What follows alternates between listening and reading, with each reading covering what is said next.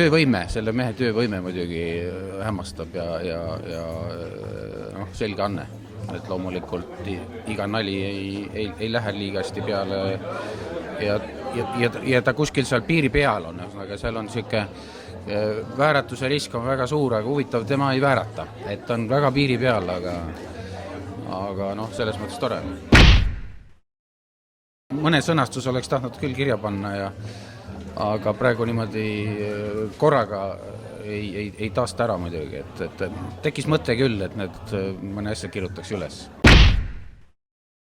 Mõne asja ma jätaks pigem välja, aga ma arvan, et poliitikute üle nalja visada, ma ei mõtle ennast praegu, teinekord on liiga lihtne.